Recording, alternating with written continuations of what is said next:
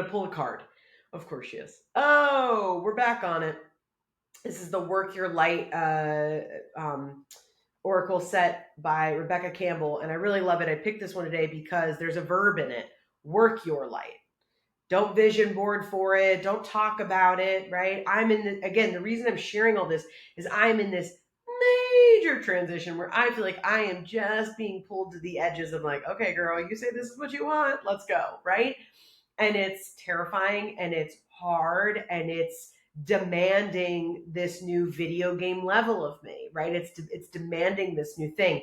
So I really loved this idea that she already has work right in there. So I may pull a card or two, maybe just pull one from here and then jump to the other native spirit deck that I love. We'll see. But I'm basically going to pull these cards to kind of help extrapolate on these ideas a little bit of what does it mean to do the things that are hard, because I think the second part of this episode today, and the kind of the second part of these concepts as well, which is like learning hard that's in alignment versus hard not working, right? Sometimes we get to a place where it's like, man, this is really hard and like nothing is working. There's no budge forward. And then that's when it really calls for, is that the thing that is in the most alignment? Because the daily choices that we make today set up what our future is going to be. So if you're saying, like, for instance, if I'm saying, I want to be known as the number one comedy spiritual speaker, that's kind of, what sets me apart, my authenticity is that I'm leading with, comedy. I'm saying that's what I want to do. Well, if I'm saying yes to other gigs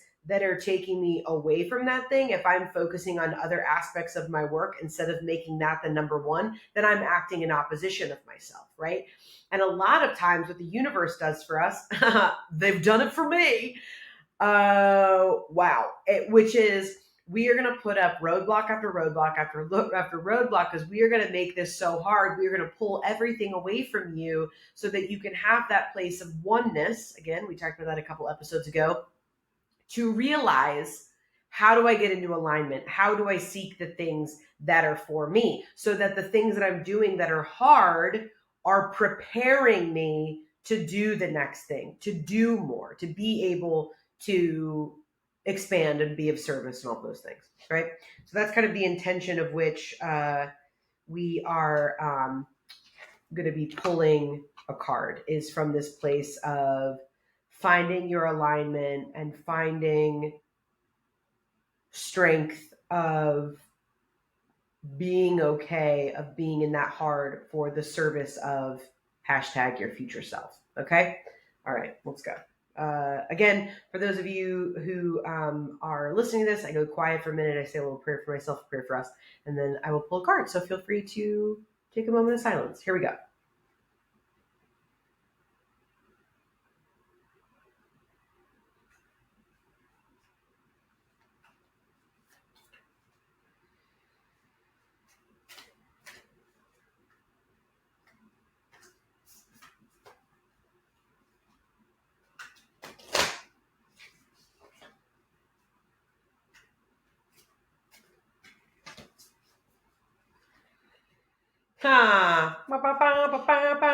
She can't make this up. Okay. So the thing that I was thinking when I was going to pull one, where I was like, you're not going to pull, like, anything is applicable. Not meaning that's like a cheat, right? That feels very like, call Miss Cleo, but meaning like, which by the way, great documentary, but meaning, especially within this realm of what we're doing, like, you can't fuck it up, right? Which I think is the same thing of like, when I think sometimes when we are in alignment and we feel like, oh, this thing is too hard, we get where we, again, going back to that messy evolution that we're all experiencing, which is like, I have to do the right thing. I have to be able to, it all has to be perfect or I'm going to mess it up. When you are in alignment of the things that are meant for you, when you are on the path of hard that is for you, please hear me when I say this. You cannot mess it up. You cannot mess it up. When you are actually doing in authenticity, in servanthood, in the ways of which this is the path for what I am supposed to be doing next. you can't mess it up. And exactly the card that I pulled, which my camera is too far away today, so you can't really see it, which is a bummer. But trust your path. Trust your path. If you knew you would be supported, what would you do? Again, if you knew that it was hard, but you knew that it would all work out, what would you do? If you knew that the hard was in service of getting you to the place that you know you're supposed to be, how would you move forward? Because I guarantee you would be like, well, it's hard. If you knew, I mean, again, going back to that, it's like, sorry, I'm fanning myself. I get so, my body gets so activated when I do these podcast episodes that I get like really hot. It happens in readings too. But if you knew that eventually you were going to be the one that was going to get X, whatever that is for you, get married, have a baby, get the big promotion, start the job, your startup takes off, you get the Netflix special, you get like whatever the thing is that's next for you. If you knew that you were going to get that thing, would you be willing to do the hard? Because I bet you fucking would. Okay. You would have started yesterday. If you're like, oh, I mean, like, but that's our thing where it's like, well, unless I can see it and like be guaranteed, then like I don't want to do it. And can I just say, I know I'm supposed to give you a spiritual take, but I have no fucking love for those attitudes. I just don't. I'm like, great, then don't do it. Like, you know what I mean? Like when people come to me like, oh, well, I don't know, it's like going to be hard. I'm like, great, well, you'll do it or you won't. Like, I'm not, when I do mentorships and things like that, like, I'm not here to remind you every time you come. We're like, no, you're gonna do it. You're gonna do a great job. Yes, I'm here to support you, but like, I'm not your mom. Do you know what I mean? Like, I'm just like, you will decide that it's worth it for you to do. You will find that messy evolution within yourself, or you won't. So, trust your path. If you knew that you would be supported, what would you do? The universe is conspiring. Keep facing your true north. Your job is not to pave the path, but to simply keep facing your true north and take one step after the other. If you do this, you can't go wrong. The universe is conspiring. Don't waver or doubt. Use your heart as a compass and put one foot in front of the other. If you follow the invisible trail of what lights you up, you will light up the world without even trying. Most people don't follow the highest call of their soul because they're waiting to see if the end. Guys, stop. What? Like, I don't understand even how this happens. Okay, yeah. Most people don't follow the highest calling of their soul because they're waiting to see the end destination before they take the first step. Right now, if we were in studio, I'd go, I'm sorry, can we roll back that good old bean footage? Okay. I literally just said that. I was like, so many people. I'm like, if you knew that it was going to work out and you could see what it looks like, your action would be completely different. That's wild. Yeah. Most people don't follow the highest call of their soul because they're waiting to see the end destination before they take the first step. If you take one step, one baby step each day within a year, you will have taken 365 steps in your dedicated direction. Again, messy evolution. If you want to write a book, write a page every day. If you want to change careers, do one thing every day in dedication to that thing. And before you know it, in just a year from now, you will turn back and look in awe at how far you've journeyed. Keep moving and open yourself up to a new level of support and receiving. Things are not going to work out the way you're planning. Things are not going to work out in the way that you're planning. But if you have a little faith and keep showing up, they will work out even better than you could have possibly imagined. Don't micromanage the universe. Trust your path and let your soul lead the way. So this is kind of her journal prompt. If you knew that you would be supported no matter what would you do?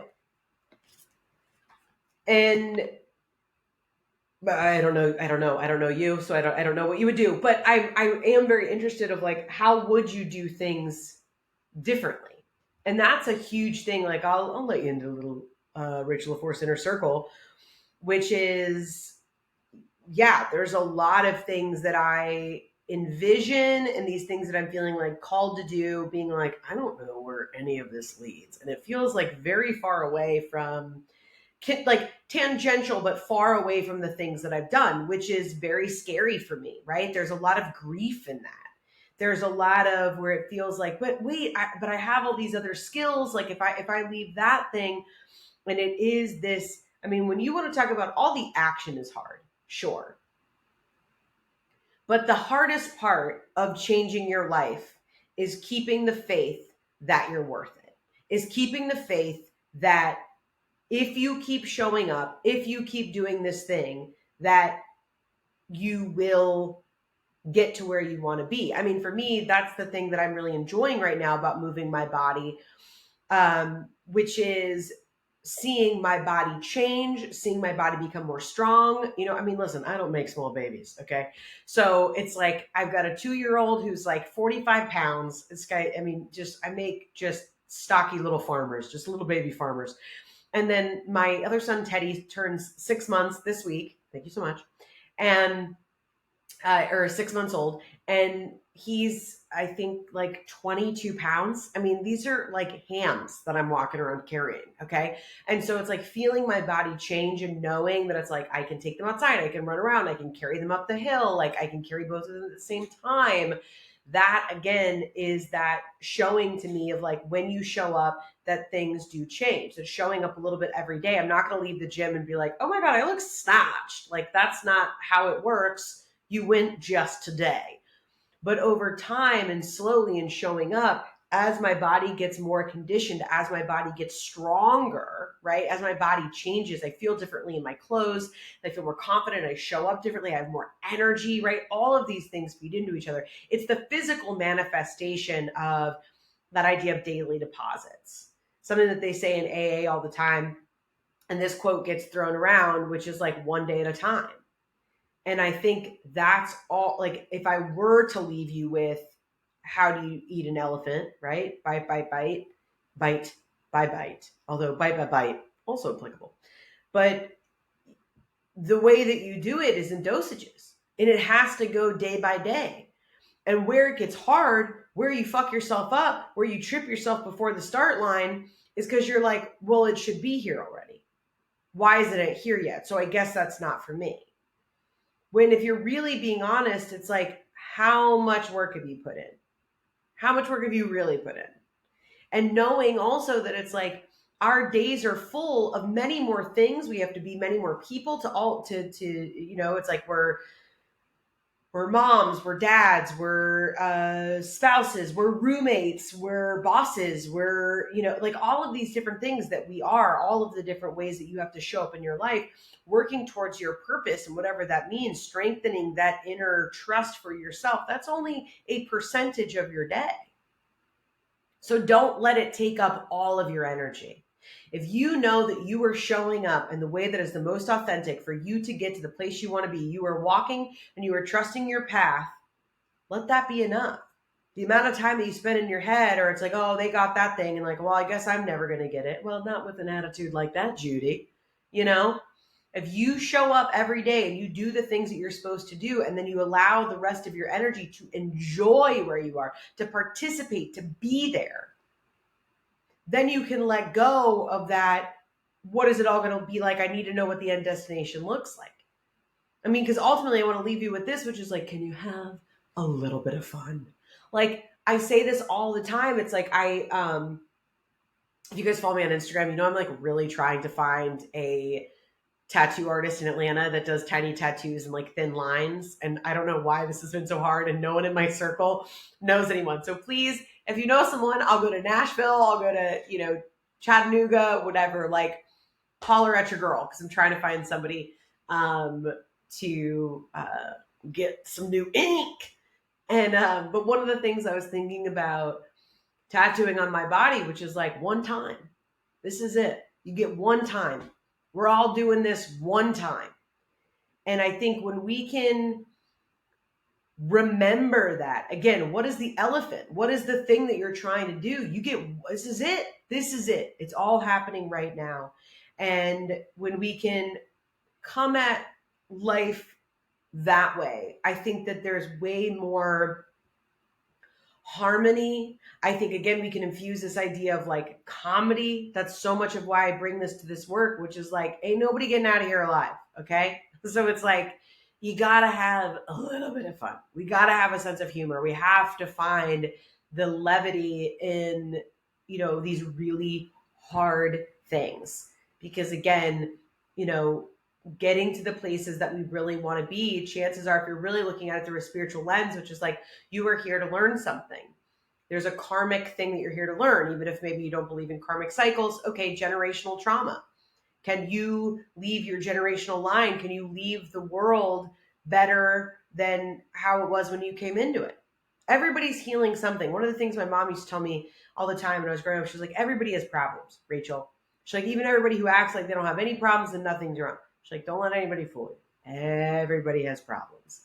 And, I feel like that's the kind of, I mean, the pedestrian 8-year-old version that you give to an 8-year-old, but, that same thing, which is like, everybody's going through something. Everybody's going through, something to heal, which goes back to this originally, which is like all of these concepts that feel, if you're feeling that way of like, oh, I don't really want to share with people this journey I'm on, or, oh, I don't really want to, set boundaries with certain people, let them know maybe, I'm not drinking on weeknights, or what are people going to say? And it's like, first of all, whatever they're going to say is going to bother you. I'm not going to tell you that it's not, because that's also a lie of being like, there's always grief and not being liked. We want to be liked.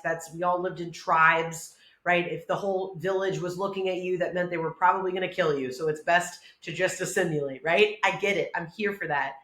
But what I do want to offer you, which is like, it's not their life, it's your life. And the more that individually we all do the things that are hard, we light ourselves up, people are paying attention, and everybody is healing something. The people that are like lame or whatever, it's like, chances are you wouldn't want to switch lives with them to save your life, because people that are hashtag high achieving, that are doing the things that they want to do, that are showing up, that are making the daily deposits, aren't sitting around looking at other people to shit on. That's just not how it works. So if it's hard, let it be hard. Trust the path that you're on. We are in this major transition right now. So many of us either experiencing something for the first time, doing something that we've done before. No one is immune.